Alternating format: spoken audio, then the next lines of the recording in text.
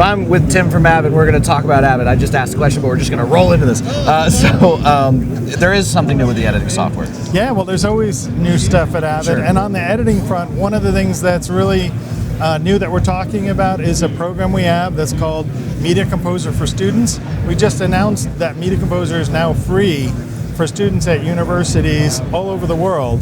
And that is a strategic initiative from Avid. What we want to make sure is that anyone who wants to learn filmmaking or be a journalist, be a video creator, do documentaries, independent films, that they have access to the best tools for that. Right. And we, of course, believe Avid has the best tools. And so what we've done is created a program where the software is available for free to students, and we've had a lot of positive response to that. Yeah. Since it was just announced a few days ago.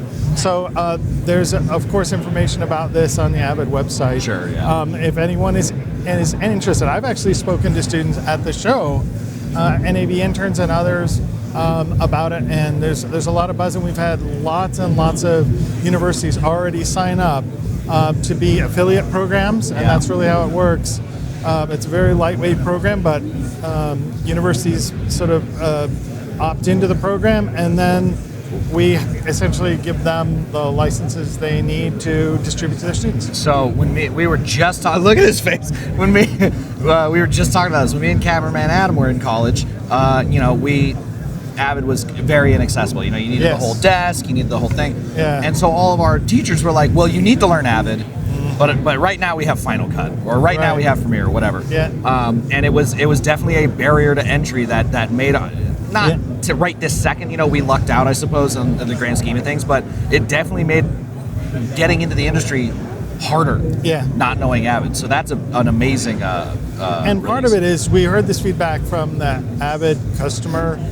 We call it now the Avid Community Association. Right. So some of the luminaries, like in our customer engagements, were telling us, look, we have a hard time finding people who are trained on Avid. And of course, we have great Avid learning services. It's not just the software that we're making available to students, but it's also learning services and content, so that they actually are expert with the products and are certified to use them.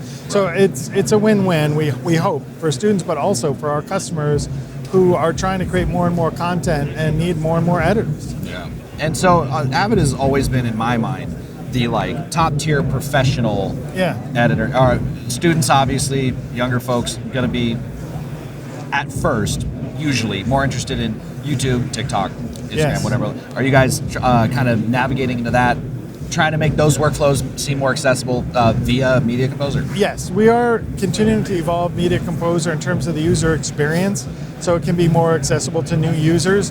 And there are a few things we've done there recently. One is we've created layouts and keyboard shortcuts that are essentially equivalent to Premiere and Resolve, so that it's easy if you start on those tools to transition to Media Composer. But Amazing. We've also made some changes. When you actually start up the application now, you can say, I'm an Avid user, in which case you get the familiar experience that we've always had.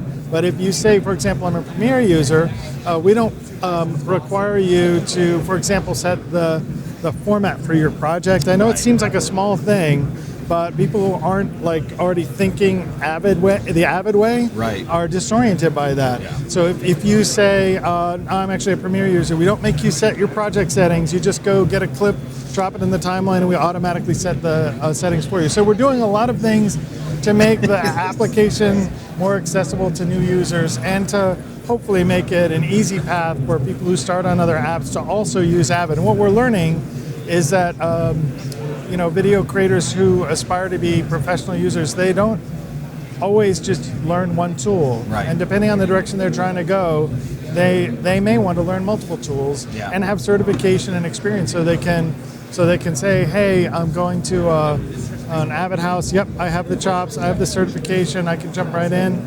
Or maybe they're going to a shop where it's Adobe Premiere. We want them to say yes to whatever's out there. And we believe this is an industry-wide challenge. Yeah. How do we create more content more efficiently? Well, we need more people, and we need those people to be, flexibly trained and Sure. and oriented to be able to fill all those gaps. So Well, it's that's definitely a big thing. it's huge. Like, I don't undersell it, because that was definitely, all the other NLEs kind of similarly handle, for instance, Yeah. footage. And the Yeah. Avid way, while technically like the thing that stops things from crashing, streamlines everything, makes Right. life easier on you, is not the default way that people think. It so isn't, making yeah. that automatic is I think a huge lowering of that barrier to entry. Yeah, we're going to keep trying to chip away at those user experience things. We don't want to disorient all the customers we have Right. who sit in front of Media Composer 10 hours a day editing because they love it. So we're trying to have our cake and eat it too a little bit, but Sure. I think we're being clever and careful about it. Yeah. Yeah. It was mentioned there was a few other things that you guys have going on. Well, we have a lot of news at the show. That's actually, more of a strategic initiative around the education market.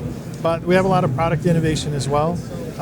We have these demonstration pods, which customers have been coming to see, and we're showing a number of things.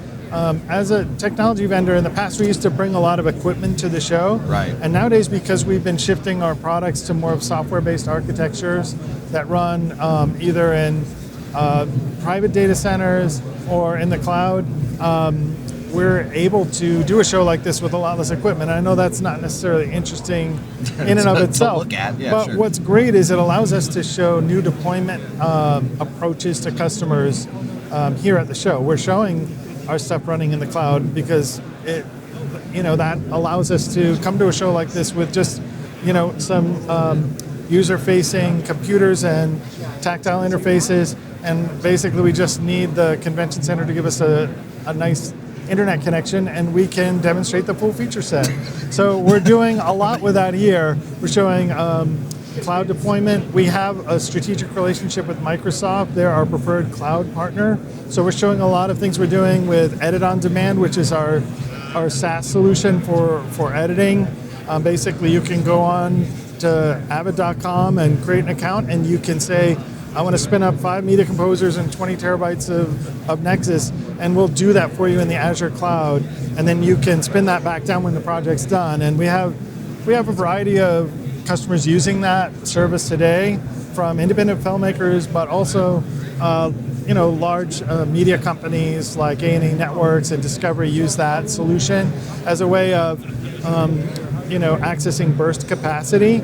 Maybe they need to do a show that they hadn't planned for and they don't have a facility for it, and they don't want to capitalize a big expense just to do a pilot or a first season of a show to see if it works out.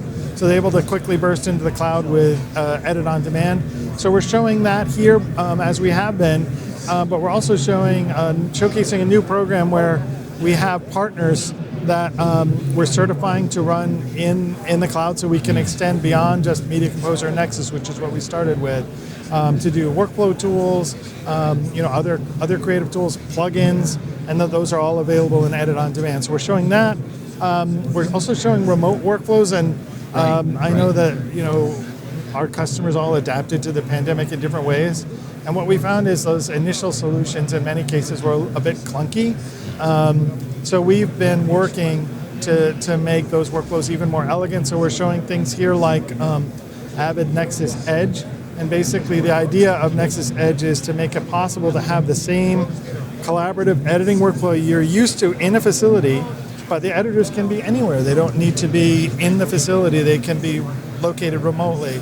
So through some cleverness we've done with data caching, we're able to give you the same shared projects and bins workflow, even if you're at home or if you're away from the facility. So that's one thing we're doing. And another thing we're showcasing here is essentially virtual edit sessions. We don't just want the editors themselves to be working from anywhere. We want producers, showrunners, directors, writers to be able to experience the same kind of engagement that they're used to in an edit suite, but they don't actually have to be in the edit suite. So what we've got here around the corner is a prototype of direct integration between Microsoft Teams and Media Composer. Okay, cool. So basically you can set up a Teams call and it's a virtual edit session. Media Composer can actually pipe the audio and video at high resolution, better than what you get in a normal kind of Teams meeting or Zoom meeting, but we can get high resolution, full frame rate video into Teams. So it's like a virtual client monitor in Teams, and including comment markers. So you can actually, while the video is playing, you can like put some text comments in, and we round trip those back into Media Composer as locators in the timeline. It's a very slick integration that we're prototyping and should be available later this year. So that's something really cool to enable other stakeholders in the editorial process to participate in edit sessions without having to be co-located. It's great because people using they're all great systems, Frame.io, Evercast, whatever, but to have those natively within your system is awesome. Yeah, so I totally agree. Those review and approval systems, you kind of post a file, you get some comments, you bring them back. That's a nice asynchronous model. What we're trying to do is offer a synchronous model so that, in some cases, nothing beats being actually around the Avid at the same time. Right. And talking about what's working, what's not, trying different things. And so we're trying to create those virtual scenarios. We also have a lot of other things we're doing. New stuff with Nexus. We have a new SSD engine for Nexus. It's called F2 SSD, but it's super high performance, especially for 4K and up UHD workflows and finishing, because Nexus supports not just Avid clients, but Blackmagic and Adobe and Autodesk. A bunch of other applications are fully certified on Nexus. So we're doing that. We're also showing Pro Tools and Media Composer interoperability. We have a dedicated team working on that, and we're showing how we're advancing picture and sound workflows and making that easier than ever before. That's a project we've been doing for a while, but customers are responding really well to that because there's a lot of left brain activity that goes into exporting and importing AAF files and QuickTime movies, and we're trying to take that away so that our users can be, take all the time to be creative and not doing administrative tasks. Yeah. Well, apparently we're running out of card, but that's all very exciting. And I could keep going, but I would love to keep talking to you, but I'm very happy to hear that because making Avid easier is good for everyone. Yeah. Well, thank you very much for the opportunity.